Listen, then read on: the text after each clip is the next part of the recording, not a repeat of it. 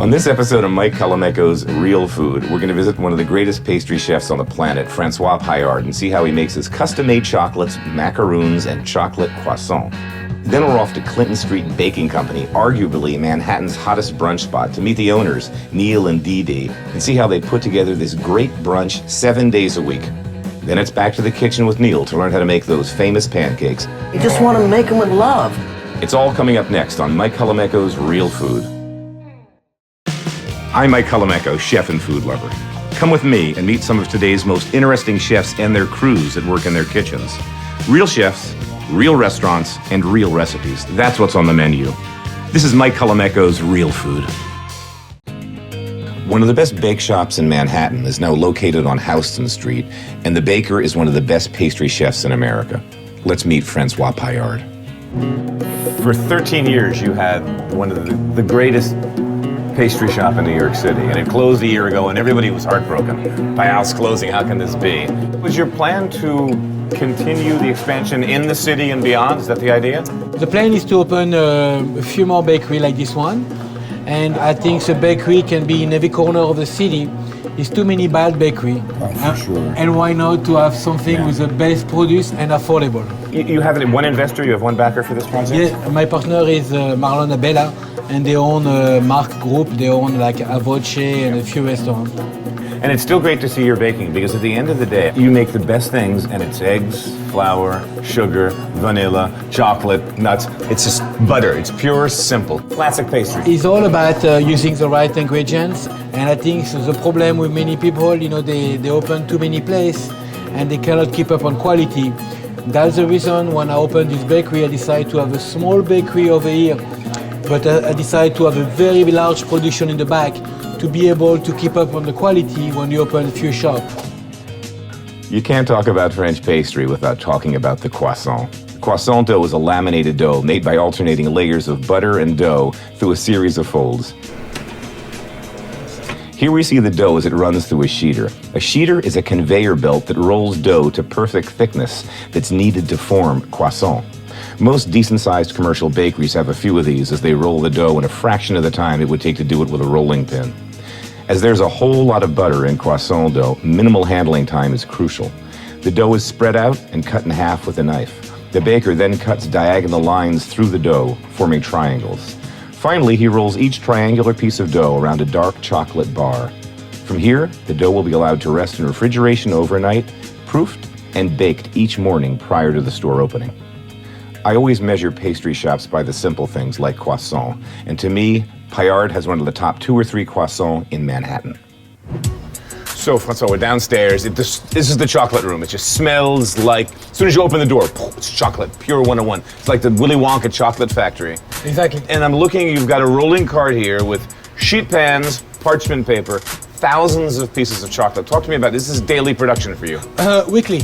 Each one is a ganache, and each ganache is different. This one, the customer wants a dark ganache, a little bit of vanilla beans, and a little bit of a touch of rum. That was a choice of the client. And we may do tomorrow a special box with their personalized logo. And on the other side, we have a special production just for us. This one is a caramel and a milk chocolate. And you see, what's very important is our ganache are very different. Look, it's the consistency of the ganache. It's incredible. The chocolate rooms at Payard are buzzing with activity nearly 24/7 as he has a huge global chocolate business. And these are all handmade, one by one, in-house with his custom-made flavored ganache. Today we're gearing up for a little chocolate-covered candy, and we're going to get to see the machine that holds gallons of temperature-controlled, tempered chocolate that enrobes the ganache. As the covered chocolates emerge from the machine still warm, chocolate transfer sheets are applied one by one, allowing edible, colored chocolate logos or designs to be placed on each piece while it's still warm. Once these chocolates return to room temperature, the sheets are carefully peeled off, but the logo remains affixed. If you're ever wondering why great artisan chocolate is a little more expensive, well, now you know, folks. It's really still done, piece by piece, one at a time, by hand. All right, we're here with Megan in the kitchen at Payard, and I'm like looking around, it's like, the usual suspects, the French guys, the Hispanic guys in the kitchen, so I'm like, all right, tell me your story. How did you end up here? I'm a student at Johnson & Wales University, and we had a 3-month internship that we were required. So I thought no better place in New York City to get the great experience. It's not only just being in this great bakery, but learning the French culture, the French pastry. It's beautiful, actually. The French are crazy about macaroons. It's kind of a national obsession. And for any great pastry shop, macaroons are a starting place to judge quality. As is so often true, simple things are the hardest to do right. And in the case of macaroons, there's only a few ingredients involved. Egg whites and sugar that combine to become meringue, almond flour and flavorings. A perfect macaroon should have a smooth, blemish-free outer surface, have a crunch but not be too dry. It's about flavor and texture and color. And if filled, they should have a nice, creamy center. At Payard, they start with Italian meringue, cooking sugar to 235 degrees. There are 2 ways to tell that sugar's the right temperature. The easy way is to use a candy thermometer. The old-fashioned way is to chill your hands in ice water and plunge your fingers directly into boiling 235 degree sugar, extracting a small piece and rolling it around literally until it forms a ball in your fingers. When the egg whites are whipped to soft peaks, the hot sugar syrup is slowly poured into the egg whites, drizzling down the side of the bowl to incorporate evenly. The egg whites are now super hot and they literally cook at this point. The hot meringue is allowed to come to nearly room temperature and provides a very stable base for his macaroons. The warm meringue mix is then folded in parts into the flavored almond flour. Today the flavor is cocoa. The meringue is added in stages to maintain its volume, and once completely incorporated, the entire mix is placed into this fancy macaroon machine that doles out perfect little 2-inch circles onto sheet pans covered with parchment paper. They are then removed from the machine and given a whack to settle. Here we have an option to add sprinkles to give the macaroons extra flavor and texture. They're then allowed to sit a little while to form a slight skin on the exterior and baked very briefly at about 330 degrees, removed from the oven, allowed to cool, and then removed from the parchment. Today they're being filled with white chocolate ganache and refrigerated overnight to allow the ganache to soften the interior of the macaroons. So if you're in the mood for great macaroons in Manhattan, put Payard right at the top of your list. With Payard reopening on Houston Street, we have yet again one of the greatest bake shops in Manhattan back in business. Welcome back, Francois. Okay, we just met one of the greatest pastry chefs on the planet. Now let's head straight across Houston Street for the hottest brunch spot in the city. Clinton Street Baking is the name of the place, and it's run by a great couple, Neli and Dede. Let's get inside and meet them. How'd you end up with this space? What really happened is we're 2 people who aren't really that cool, but we landed in like the coolest spot in the whole city. The concept though was to just make the best baked goods in the city and supply them wholesale. That's why That was it's the Clinton idea. Street With just Baking. just a little cafe. People would come in, they'd hang out, sort of like a boutique-y Starbucks. And then slowly with the neighborhood, organically, we started to listen and we started to do things like, you gotta do soups, we need soups, there's nowhere to get soups in the neighborhood. And I was like, I'll go do soups. The greatest thing about it, I think, is that people were responding. And that's when finally people said, we want this, we want that. He was like, all right, I can go back to my roots. Now I can do great food, eggs, whatever, anything he wanted. And then we said one burgers. weekend, let's try to open brunch. And we like, okay, and the first brunch I worked with one dishwasher, we did 12 covers. And now we're up to like 340 brunches on I don't Saturday even and Sunday. think It's about crazy. getting near this place. There's a line out the door from the minute the door opens up until... Yeah. Well, before the door opens. Well, that's the other thing. People love to talk about the wait here, which we're honored that people wait, honestly, sincerely. We only have 32 seats. We can only serve so many people. But we're cooking everything to order. So it's not just that they're waiting. It's so annoying because so many people want to come. We're cooking everything to order. It's not McDonald's. Our biscuit sandwich takes time. Doing the eggs Yeah, takes the time. French toast takes time. We like to griddle it and Yeah. dip it and make it nice. But and these saute guys the are fast. bananas. We do the shrimp tacos and we just saute up some shrimp that's seasoned with a little Cajun spice, a little olive oil, a touch of garlic, nice hot pan, sear them, and then tomato, cilantro, onion. Okay, so we'll take our tomatoes and our shrimp. We're gonna do a little of this cabbage slaw. For crunch, because we want textual Little crunch, variety. Yeah, a little red cabbage, a little lime juice, a little Yeah, I was going to say, and a cilantro. little acid in there, I'm guessing, Yeah, too. absolutely. And then just kind of eat it like a taco. I just didn't like know we that. were eating. Yeah, we got it. I didn't know we were putting more sauce in mine. So, breakfast, lunch, dinner, 7 days a week. Then I'm walking around downstairs and I see like a sign for a bat mitzvah, and I'm like, and catering too? Neil's been in the kitchen since he was 19, so he really knows his way around. And then when you have 2 people who are a married couple working, I handle the whole catering thing.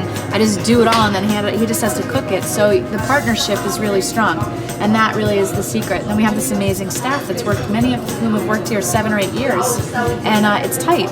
You know, our big goal this year was to get the cookbook out, and we did, and it was a great accomplishment. We have our fried chicken, which is becoming famous. There's our own chapter in our book just dedicated to fried chicken. He brines it for like 48 hours. Yeah. We do a great waffle and a great fried chicken. And the thing about our chickens, You guys do chicken and waffles? Yeah, we're going to bring it to Wednesday the regular nights. menu, Sure. I think, Yeah. every night. You got to. You Yeah. have to. New York needs it. Tell me about your burger, man. Burgers are like huge these days. Look, we do an amazing burger. It's black Angus, 70% meat, 30% fat, so you get a nice juice. And then we do the caramelized onions underneath the Swiss, and then we melt the Swiss on a So there's brioche roll. onions between the cheese Yeah, and burger. between the cheese and the burger. I guess I'm gonna have to take a I bite. think somebody has to do like the job, which is to bite it. How do you? I mean, this is like great, simple American. I'll take the other half. I am Take a taking bite. the other half because there's no way I'm missing this party. Yum.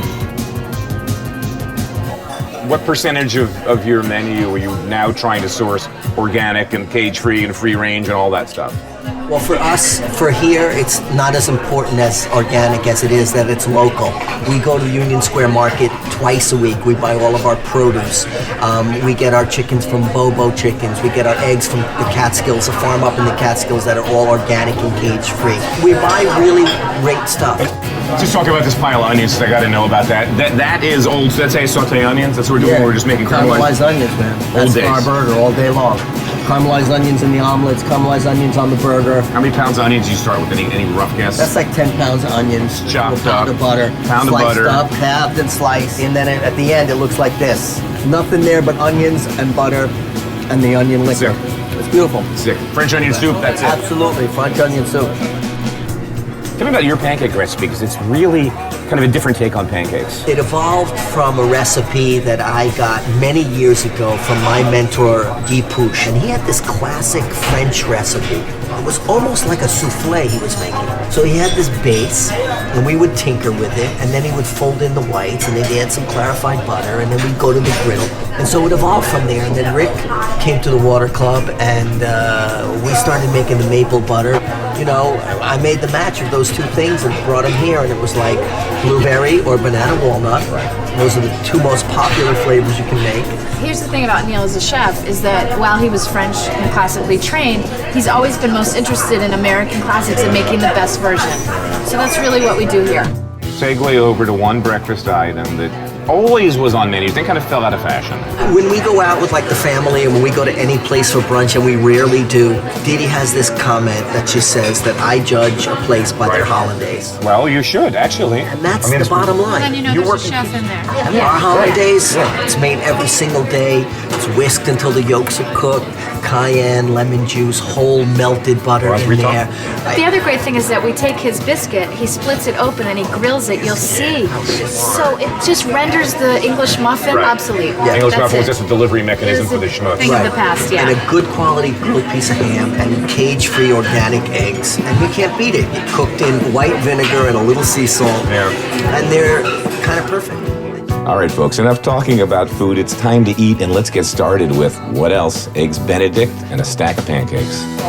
Mike, first taste of hollandaise. Yeah, I am. Because I grew up as we grew up in the same generation of kitchens when you made hollandaise and béarnaise from That was my scratch. job as saucier in regimes, you know? You fixed them when they broke. You gotta taste it with the biscuit. I'm cutting that for you. All right, thank you, ma'am. You have a knife right there. I've got this. I'm gonna make this happen. All right. I love the eggs. It looks like a Cadbury. Kind of like, Doesn't it look like a Cadbury? just really nice, firm on the outside, just cooked. Perfect. Really nice. I like that. That's insane, dude. Right? That's like nuts. That's beautiful. Don't forget the maple butter. It's going on the top of everything. That's it. Knocks the socks off. Maple syrup, no cream, maple syrup. Brought down a little bit, brought to a simmer. It's viscous enough.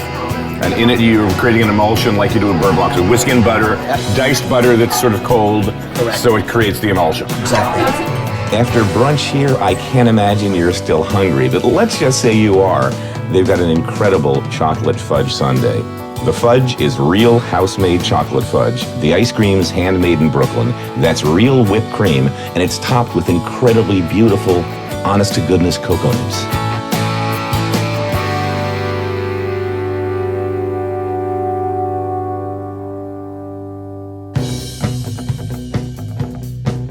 Thanks for coming up. We're here with Neil. Pleasure. Clinton Street Baking. So Thanks. the scoop is, I got my own pancake recipe. I told you about that. It's a sort of buttermilky thing that I probably got off the back of a package somewhere. Sure. It works. I like it. Throw it away. Let's get started. How do we do this thing? What do you want to start with? Let's do all the Okay. dry. All right. Okay, let's put the flour in, and then you can do salt and baking powder. Then the sugar goes in there. So that's all the dry. And basically what we're gonna do is just gonna mix all the dry together. So that's really nice. We wanna do that. You wanna whisk a little more, you can. And we're gonna separate the eggs. You and I. Yeah, let's All do right. it. It's always a nice challenge. It kind of makes you concentrate when you're separating eggs, you know? Not to screw them up. Yeah. It's a nice Zen-like Yeah, moment. moment. I love doing it. So the whites we're going to keep off to the side, and then let's do all the wet in here. Why don't you add the vanilla, the milk, and whisk. We have butter melting. This is going to go in our pancake mix. Correct. So we're going to make a maple butter, grade B maple syrup. It's really dark, kind of molasses-y like. Just throw it in there, all of it. You really don't need to boil this or reduce it down because It's viscous. Yes, Yeah. the viscosity is there already. And the idea with always with these beurre blanc, these emulsion sauces, was hot base, cold butter. Correct. And also the beauty of this is that you have this dark, rich maple syrup, and the more butter you put in, the lighter it gets. It gets looking more at like this. butterscotchy and caramelly. Looking and- at the color now, and it's it's really really nice. pretty. And when it comes together, you're like, wow, all this butter for all that maple syrup, and you're like, you'll see. And then, you know, people love to complain, well, that's so many calories and it's so It's whatever. brunch, man. And literally, when you're doing it, it's like 2 ounces on your pancake. And it's no more or less than you would put butter on maple syrup on your regular pancake. Breakfast on the weekend, Exactly. right? I mean, what you can eat rice crackers Monday through Friday. All the butter's incorporated. Beautiful. Wow. It's nice and light, Yeah. frothy, and all right. All right, Butter's so melted. there's the melted butter. You can see it kind of separating the milk solids and Yes. the fat solids, which we like a lot. And we know when this hits this, because there's two different temperatures here. So Exactly. the butter that's warm is going to want to kind of tighten up a little bit and maybe Yeah. get a little lumpy in our milk mix, but we're not going to sweat it because we're making pancakes. Exactly. We're going to take all the wet, the milk, the egg, the yolks, the vanilla, Right. and the melted butter. We're going to add it all to our dry ingredients. I'm ready. Go. One 3, shot. 2, One shot. 1. Dear Hunter, Michael. Don't get me thinking about that. People worry about, like, if there's little lumps and stuff, don't All the sweat it, lumps are man. your friend in this. Yeah. So when you lift think that I'm whisk good. I up, think you're I'm- perfect. I think it's good. See those big lumps? Yeah, That's little lumps perfect. here. I don't feel anything You on the want bottom, that. clumpy. You want that. I think we got it good. I think we're good to go. Perfect. So here we have the whites. Michael, we're going to just pour the whites into the bowl of the mixer. You're really just basically whipping these whites to get them to soft white peak. Just kind of like that. You want them nice and tight. You want them That to little come up. peak there is just holding up. Yeah. This is fun. This is the fun part, okay? It's not critical. It's not earth-shattering. It's not souffles. We're going to get some of Get this. get half of it in there. Right. And we're going to do this thing. And this is, we talked Perfect. about this before in some other demos. Anytime you're folding light ingredients into heavier, do it in parts, either half and half or maybe a Right. third, a third, a third. Right. And the idea is you don't want to lose the volume of the light stuff. So you see I'm twisting the bowl, going from the inside out, trying to good. be gentle. I'm not smashing it all up. All right, I'm liking That's this. really it's nice. okay. It's kind I mean, of it's light, it's fluffy. See how light and fluffy see that the is whites now? are still in there. When Looks- you go with the ladle underneath, It looks totally different. Yeah. It almost looks like it's like almost there's been like a yeast now. You've got these little bubbles happening. There's air in it. We're going to make a pancake today where one of the bases is going to be, I love it because it's kind of acidic pineapple. Talk to me about how we make caramelized pineapple. We're just gonna saute the pineapple in a touch of butter, and we're gonna add a little brown sugar and let it caramelize and let the natural sweetness of the pineapple come out, and yet the tang is still there, the acid. And then we're gonna complement it with some crushed macadamia nuts and some toasted coconut. A real Hawaiian theme, but really nice to the hilt.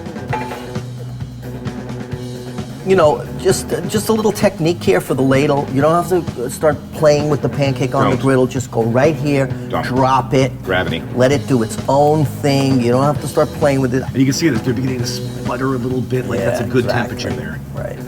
And also, you know, the butter that I put on the griddle is really important. I love the butter because it creates that ring around the pancake. Let's do a little garnish in here. So a little bit of pineapple in between, not too much because we don't want to make them like all like too juicy. So just a few pieces of pineapple. Can I drop some which is macadamia perfect. nuts in Please there? do. Just a couple of? Yeah, just a few.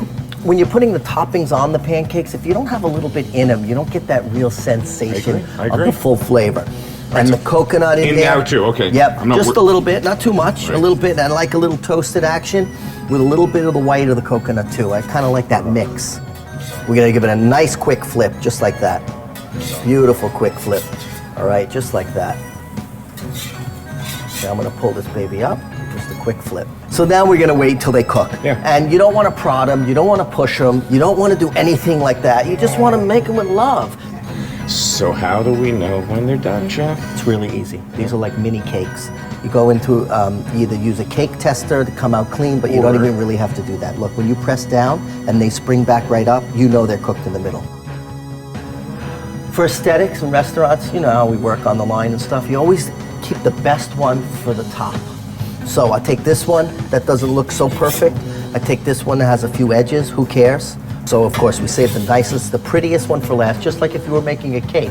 And you take that nicest layer and you use it for the top because you're gonna mask it and finish it. And then you just top it up. All right, pineapple? Then we'll just put a little pineapple on there. It's gonna be amazing. Just kind of like that. Yeah, right on the We have some top. pineapple in the pancakes. We saw them. Oh my God. It's We gonna have be pineapples killer. on top. They're caramelized. Killer. We Right. have We're gonna keep the height on it. We love to keep that height. So we're coming right to the board and we're gonna do our finishing touches, which is beauteous. A little bit of the macadamias on top, wherever they land. Nothing contrived, nothing too prissy. Beautiful. Little A little toasted on the coconut. top. Okay, then I'm gonna Oh, put okay, a little I see what you're doing. maple butter, and Yes. you're gonna do the powdered sugar, which Yeah. is the love. Michael, I didn't know you were this dainty. Oh, well, yeah, you have no idea. Come I on, Michael, let me get this. What? Look, Wait. a little bam like that, a Good little bit Lord. of 10x sugar, a little Right. snow falling off the mountain. Let's Yeah, that's do it. Blizzard. Okay. It's blizzard. Then we got to do the thing. Okay, then we just do a little maple butter right over the top. And then I say you do the honors. Man, Is it good? that's just wrong. Good. All right, folks, you got the recipe. Got his book. It's great. He and his wife's book. The two of them wrote it. It's a fantastic Exactly. book. And you know the drill. We'll be back in a week with more mayhem, madness, and great food.